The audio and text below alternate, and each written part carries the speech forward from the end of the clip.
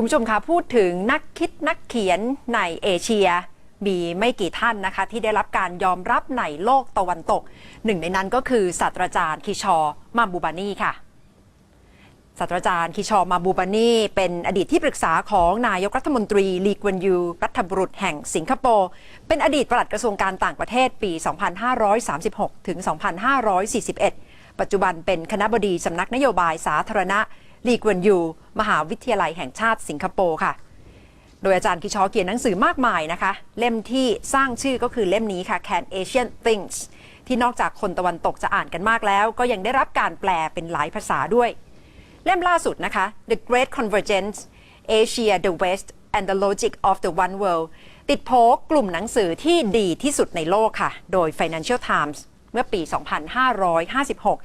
นอกจากเป็นนักเขียนแล้วยังเป็นนักบรรยายที่จุดประกายทางความคิดอย่างสม่ำเสมอค่ะอาจารย์คิชอร์มาเยือนประเทศไทยนะคะดิฉันได้มีโอกาสนั่งสัมภาษณ์ถามถึงโลกใบนี้ที่ดูเหมือนจะซับซ้อนเต็มไปด้วยการสู้รบมากมายแต่อาจารย์คิชอร์ก็มีเอกลักษณ์นะคะก็คือมองโลกแบบมีความหวังมาตลอดโดยเฉพาะเรื่องของกลุ่มประเทศในเอเชียว่ากำลังก้าวสู่ขาขึ้นโดยเฉพาะอนาคตของอาเซียนและประเทศจีนค่ะเพราะฉะนั้นไทยห้ามตกขบวนเป็นเด็ดขาดช่วงหน้าดิฉันคุยกับศาสตราจารย์คิชอร์ในตอบโจทย์ค่ะ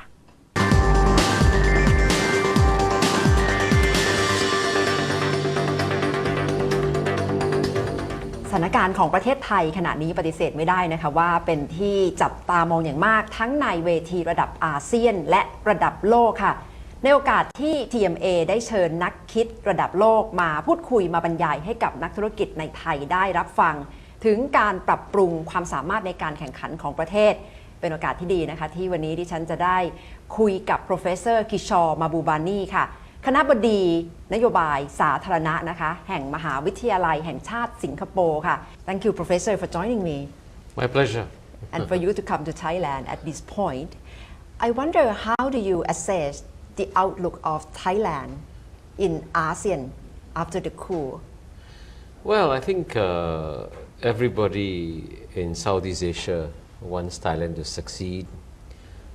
Everybody in Southeast Asia wants Thailand to stabilize.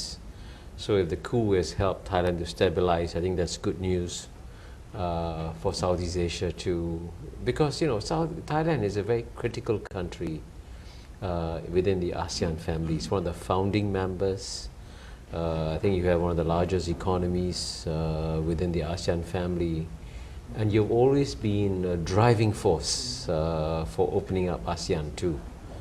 So in that sense, a strong and confident Thailand is good for ASEAN. It seems Western countries think differently. They do not see the coup as very welcoming prospect for Thailand. Well, I mean, you see, the sad part about the West today.is that Western civilization used to be among the most open and critical civilizations, but the West has become very ideological. So they have certain formulas, and you must conform to the formula. So at the end of the Cold War, the West said, hey, only democracies will succeed, and non-democracies like China will fail.That's their strong argument. Guess what? In the last 25 years, the opposite has happened. A non-democratic government like China has provided the most successful upliftment of human standards, and many Western countries today are struggling, even though they're democratic. So it shows to you that it is we should not rely on the judgments of the West anymore.That they have in some ways lost touch with reality. So in that case, should they be more practical and tell Thailand that they support what has happened in Thailand? No, I think what they should do is to have an open mind and not pass judgment on the basis of abstract principles. They should look at the real situation in Thailand. They should ask themselves, are the people in Thailand better off today?than they were a few weeks ago, and if they're better off today, they should acknowledge that people are better off today, instead of saying, no, you must follow a certain formula. But they really stick to their gun in terms of saying that Thailand should get back to democracy, Thailand should have election, Thailand should protect human rights and freedom of expression. How should Thailand respond to those arguments? Well, I think number one, I would tell Thailand not to get too aggravated with them, because I think we all agree. Thailand has also said it will go back to elections, it will go back to all that. That's not the question at all. The question is when and how. And surely Thailand is in a better position to decide when and how to do so than for the West to do so. Because the West, unfortunately, I'll give you an example. At the end of the Cold War, the West strongly advised Yugoslavia to go democratic. And guess what happened? There was a civil war in Yugoslavia. People killed each other. And when that happened, the West took no responsibility and washed its hands off and walked away. Now that's morally irresponsible. If you advise a country to do something, and if things go wrong, you are responsible. So the West has had a track record of giving advice, but not accepting responsibility for their actions. So I would say Thailand should not be too aggravated by these Western criticisms, because they are made unthinkingly, without looking at the real situation, and without assuming the responsibility. Looking at Thailand at the moment, what have concerned you the most about the political situation in the country? Well, I think it will be all the fellow Southeast Asian countries of Thailand in the ASEAN community would, I think, be happy if Thailand becomes more stable and predictable politically. As you know, you've had some very difficult years recently, and I think it would be good if you could have what I called a culture of consultation and consensus among all the different parties in Thailand, who will continue to retain their political disagreements, but while retaining their political disagreements, they would say, but still let us agree on keeping Thailand stable politically.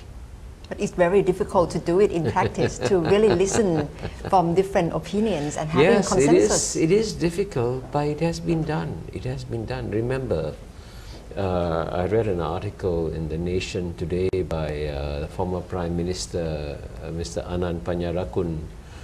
He's a friend of mine because he used to serve in the Thai Foreign Service and I used to serve in the Singapore Foreign Service. And I admire him, and I like the article that he wrote about Nelson Mandela and South Africa. And believe me, your divisions in Thailand are much less difficult than the divisions between the blacks and the whites in South Africa. The blacks in South Africa were suppressed by the whites for over 100 years or more. The bitterness in South Africa was far deeper than the bitterness in Thailand. And yet, Nelson Mandela achieved reconciliation and achieved consensus in South Africa. So it can be done. But it does require, of course, leadership. It does require a certain magnanimity of spirit. It does require a willingness to put aside short-term interests for long-term interests of the country.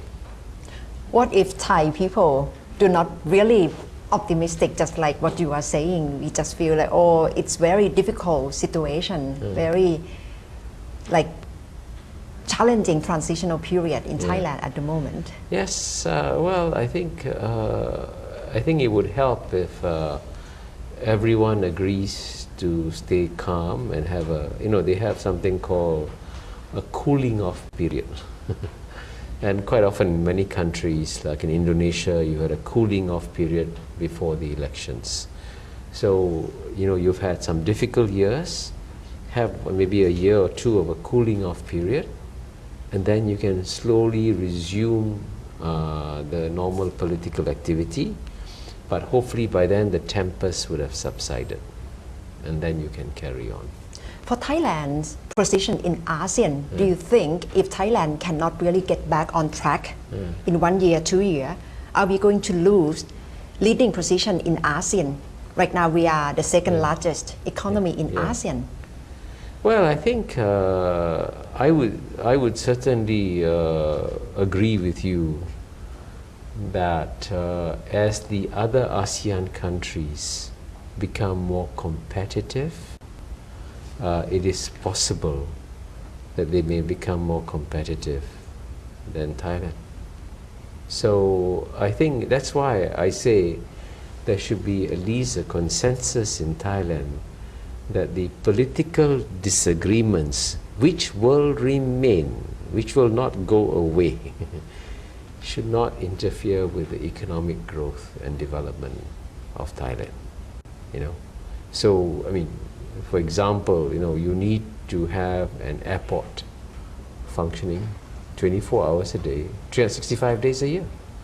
So you agree that airports must be left alone, for example. I mean, that's just one You mean the example. protest shouldn't take place at the airport? I mean, any country that shuts down its airport becomes uncompetitive. That's a fact. Even though it's a short period of time. Oh, even though it's a short period of time. So you can agree on some of these things, It doesn't mean that your political differences disappear. They remain. But you say that they should not upset the economic competitiveness of Thailand. And the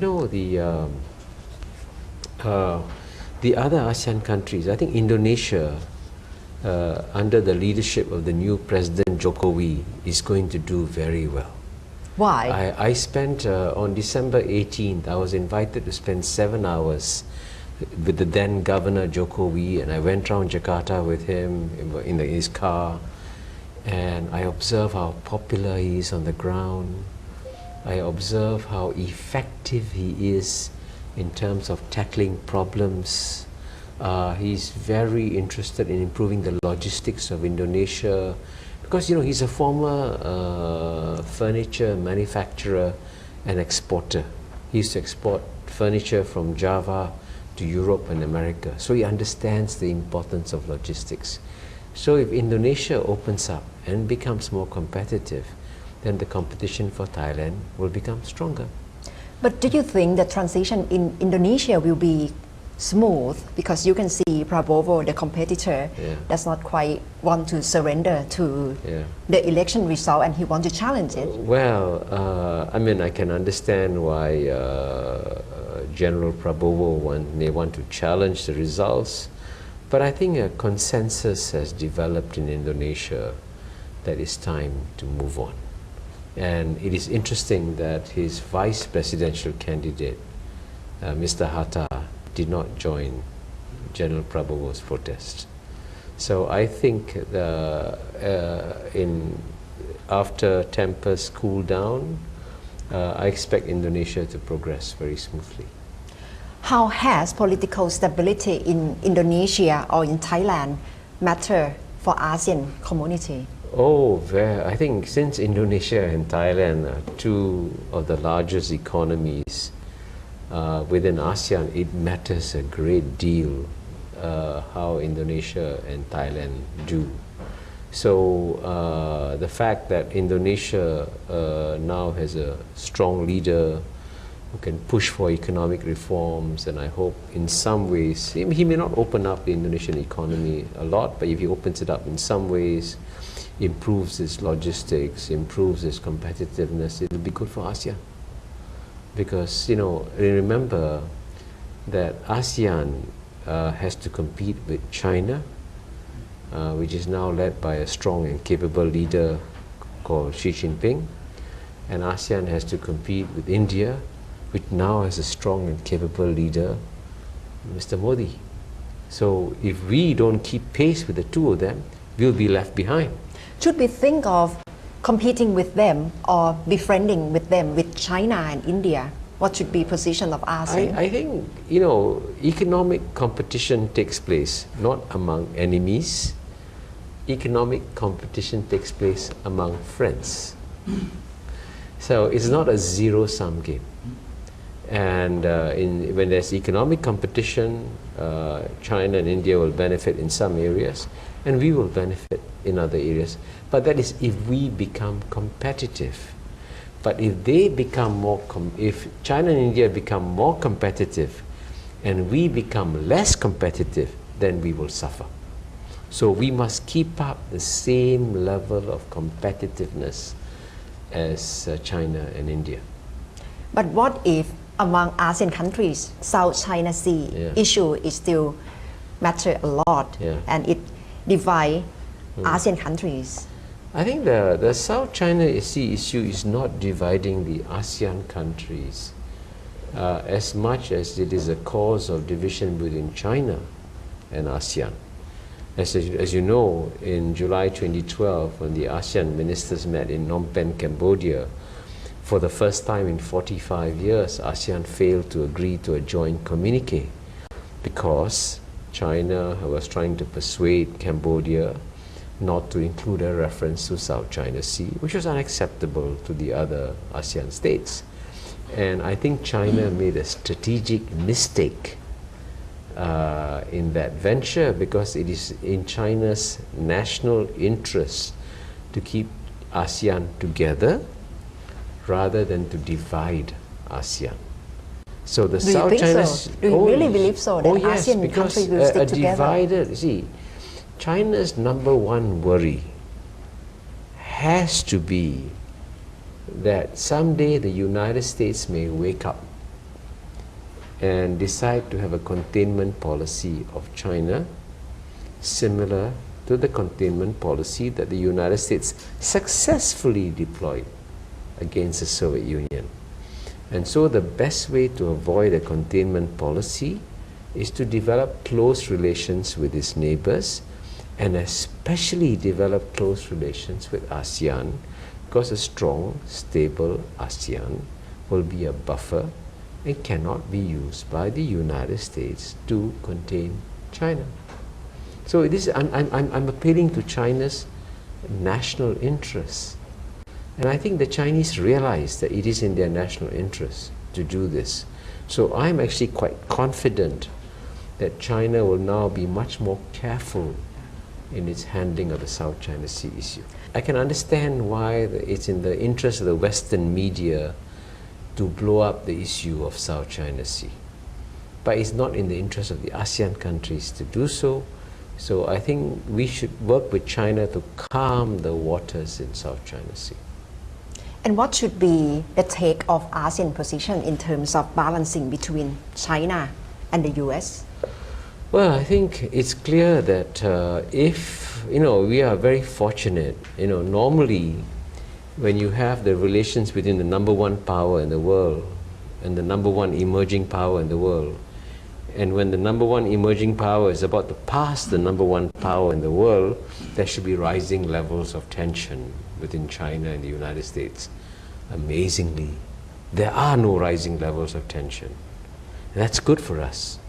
So we should thank both Washington DC and Beijing for keeping their relations on an even keel, and that is what serves ASEAN's interests. But if the worst case scenario happens, if indeed relations between US and China become more difficult, then it's important for ASEAN not to take sides. You don't see any tension between China and the US at the moment, even though the term China threat has been using? Yes, there are, of course, there are some areas there are many areas of geopolitical rivalry, and there will always be geopolitical rivalry between China and the United States, Russia and the United States, Europe and Russia. That geopolitical rivalry is normal. That will continue. But it's a different thing when rivalry leads to conflict or tension. Today we have the rivalry, but not the conflict or tension, and that's good. But if it goes through a negative side, then we should be worried. Do you see any factor that will lead to tension between those leading Oh, powers? in fact, since the current situation of lack of tension is normal, I wouldn't be surprised if there's tension that will emerge from United States and China. But I must say that this is where, if the ASEAN countries have any role to play, they should encourage the US and China to attend all the ASEAN-related meetings, the East Asian Summit, the ASEAN Regional Forum, and persuade the United States and China to work together in the region instead of engaging in zero-sum competition. Looking at ASEAN itself, why are you so confident in the future of ASEAN? I am a great believer in ASEAN because, you know, I serve as ambassador to the UN for over 10 years. I have studied every region in the world, and there is no region in the world as amazing as ASEAN. You must be biased because you are from ASEAN, No, from Southeast Asia. I am an objective social scientist. And let me explain why. There is no other region on our planet which is as diverse as ASEAN. Among the 600 million people, you have 250 million Muslims, 100 million Christians, 180 million Hinayana Buddhists, 80 million Mahayana Buddhists, you have Taoists, you have Confucianists, and you even have communists. And in this most diverse region on the planet, we have achieved peace and harmony. That's a remarkable achievement. So we have laid the foundations for stronger growth moving ahead. And with the center of gravity of the world's economy moving to our part of the world, ASEAN is strategically positioned to take advantage of this new economic growth. And so if we go ahead next year and successfully implement the ASEAN Economic Community in 2015, we would then be well positioned to take advantage of the new opportunities coming our way. The center of gravity of the world's economy is not moving to South America. The center of gravity of the world's economy is not moving to Africa. It's moving to Southeast Asia. And what should ASEAN people do to take that advantage? Well, the ASEAN country, I think the ASEAN people, the tragedy about ASEAN is that it has been so far a project of cooperation among ASEAN governments and not yet a project of cooperation among the ASEAN people. But it's And- one of the pillar of ASEAN. Yes, but I think we need the people of ASEAN need to get me more engaged. And this more, when I spoke to the Thai Management Association, I said the time has come for the ASEAN business communities to play a bigger role in fostering ASEAN cooperation, especially play a bigger role in ensuring that the ASEAN countries implement the agreements reached in the ASEAN Economic Community in 2015. What should be the role of the governments to foster cooperation among ASEAN countries? I think, to be fair, the ASEAN governments have done a very good job, and they have actually spelled out some ambitious goals in 2015. You know, the ASEAN Economic Community, ASEAN Security Community, ASEAN Social Political Community. Now, having set out these ambitious goals, you now have to start implementing them. By business community. By the governments, by the business communities, by the people, we all must implement these ambitious goals. So 2015 will open a new window for ASEAN, and we must make full use of this window to ensure that we become strong and competitive in the next 5 years. Do you think people in ASEAN countries are aware enough of huge potential as you see it? Sadly, they are not aware enough of the huge potential, because too many people in ASEAN and too many journalists in ASEAN read all the negative Western coverage on ASEAN and begin to believe it. And that's unfortunate.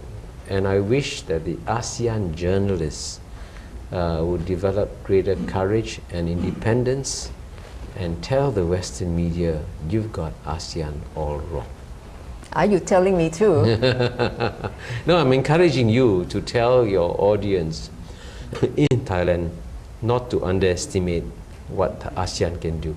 In fact, I have said in one of my columns that ASEAN deserves the Nobel Peace Prize because ASEAN has developed peace among 600 million people in the most diverse region of the world. Believe me, if the people in the Balkans in Europe could follow ASEAN, they'll be much better off. If the people in the Middle East could follow ASEAN, they'll be much better off. If the people in South Asia, between India and Pakistan, could follow ASEAN's example, they'll be much better off. We are so far ahead of many of these regions, and the world hasn't recognized it. Why is that? Because of Western arrogance.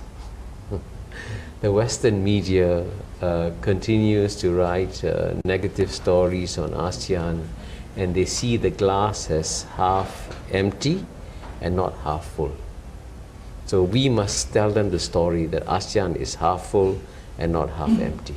Do you think is it something to do with ASEAN way or non-interference principle among ASEAN leaders that may make it so questionable among Western press or the media in general? Well, I think I'm actually very happy that ASEAN has developed the principle of non-interference in internal affairs, because that's the reason why ASEAN is at peace. Because can you imagine if Thailand had been going through when Thailand was going through all its political difficulties, if say Myanmar or Cambodia, your neighbors, had come to Thailand and say, hey, you are doing wrong, you should do A, B, C, D. Thailand would reply, please mind your own business, take care of your countries, don't give me advice. And that's a good practice in ASEAN. We let each country work out its own problems. And I think the West also is realizing that it is not so easy to give advice and then follow through. For example, the United States 3 years ago, said, President Assad, you must step down. 3 years has gone by. He has not stepped down. What are you going to do about it? Right? What was the purpose of asking him to step down? What did you achieve? Right? So this is why the West should learn from ASEAN. Be cautious about interfering in the affairs of other countries. But ASEAN nearly did that to Thailand at one point during the meeting, and they have issued a letter to tell the community that they are quite concerned with the political situation in Thailand. Yeah, I think expressions of concern are reasonable. We have ASEAN has expressed concern over developments in Myanmar before. ASEAN has expressed concern over developments in East Timor before. ASEAN has expressed concern, I think, also over the problems in Cambodia in the early 1990s. So it's perfectly normal. So that's okay. But don't interfere. Don't try to get involved, because you can't get involved from the outside. So you really believe in the future of ASEAN? I am absolutely confident. And so far, I have been writing about the return of Asia for 25 years. And everything that I have said has come true. So that's why I am confident that what I say about ASEAN will also come true. There will be difficulties. There will be challenges, but we are heading in the right direction. When will be golden era of ASEAN? Oh, I think the golden era of ASEAN is just beginning. And I would say the next 50 to 100 years provides enormous opportunities for ASEAN. I'll give you one simple example. The total size of the Asian middle class, right, from West Asia to East Asia, in 2010 was 500 million people, big number. By 2020, 6 years from now, that number is going to explode from 500 million to 1.75 billion people, 3.5 times. This large middle class will want to travel and see the world and do something new. And you know that which is the corner of the planet, which is the culturally most diverse and also one of the most hospitable corners of the planet? That's Southeast Asia and ASEAN. So we can have benefit tremendously from this enormous explosion of middle classes. So that's why I say the golden age of ASEAN is coming. Thank you very much, Professor, for joining me in this My program. pleasure. Real pleasure to speak to you. And I hope we meet again. Thank you. Thank you. Thank you. Yeah. มุมมองจากศาสตราจารย์คิชอร์มาบูบานีนะคะนักคิดระดับโลกกับมุมมองที่เต็มไปด้วยความหวังและโอกาสที่จะเกิดขึ้นสำหรับประเทศอาเซียนนะคะแน่นอนสำหรับประเทศไทยเองก็มีโอกาสที่ดีรออยู่อีกมากแต่ว่าจะต้องผ่านกระบวนการทั้งการปฏิรูปการทำให้ประเทศเดินหน้าไปสู่ทิศทางที่จะเพิ่มความสามารถในการแข่งขันของประเทศต่อไปค่ะและทั้งหมดคือตอบโจทย์และที่นี่ไทย PBS สำหรับคืนนี้ค่ะดิฉันณัฐฐา โกมลวาทินสวัสดีค่ะ